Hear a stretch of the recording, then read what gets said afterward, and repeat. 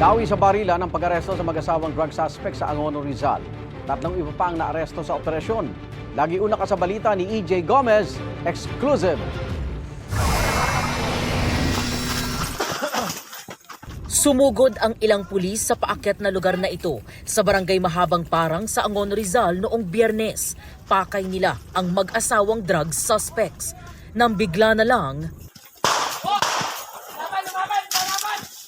nagbarila ng dalawang panig habang nagtatangka umanong tumakas ang 57 anyos na target na si alias Lolo. Alam namin na may baril, but syempre, as much as possible, gusto namin na huliin na walang shootout na mangyari. But unfortunately, nag-draw ng baril itong si alias Lolo nung nahalata niya na parang nagsumenyas yung ating pulis. Tumakbo siyang bigla at paghabol sa kanya ng ating pulis, pinutukan niya. Sa gitna ng engkwentro, tinamaan sa braso ang lalaking target. Nung nakita ng ating kasama na pulis na nalaglag na yung baril na hawak ni Lolo, ay hindi niya na finalaw ng putok ulit. Agad na inaresto si alias Lolo.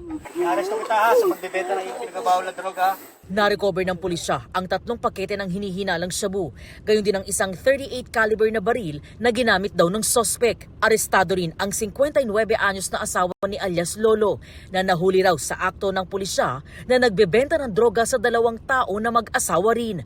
Nadakip din ang dalawa.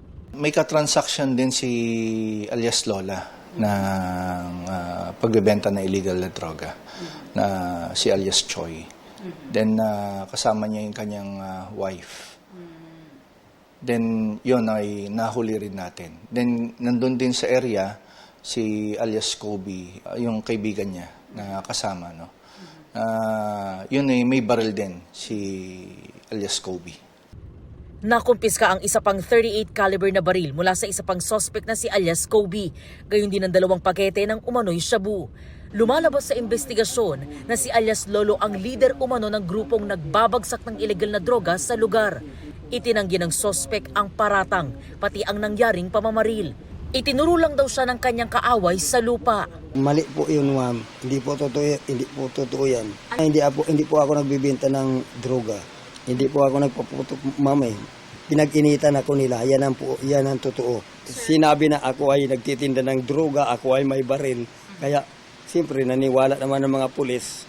Doon po ako inoperate yan. Nang tanungin naman kung bakit siya nagtangkang tumakas, sabi niya, Tumalon ako dahil ang pagkakaalam ko, kaaway, hindi mga pulis. Dahil kung alam kong pulis, ba't ako tatakbo? Hindi ako tatakbo dahil siyempre pulis yan. tumangging magbigay ng pahayag ang kanyang asawa, gayon din ang iba pang arestadong sospek. Nakadetain sila sa custodial facility ng Angono Municipal Police Station. Maharap sila sa patong-patong na kasong paglabag sa Comprehensive Dangerous Drugs Act of 2002, illegal possession of firearms and ammunition, at paglabag sa Omnibus Election Code. Ito ang unang balita. EJ Gomez para sa GMA Integrated News. Igan, mauna ka sa mga balita, mag-subscribe na sa GMA Integrated News sa YouTube para sa iba't ibang ulat sa ating bansa.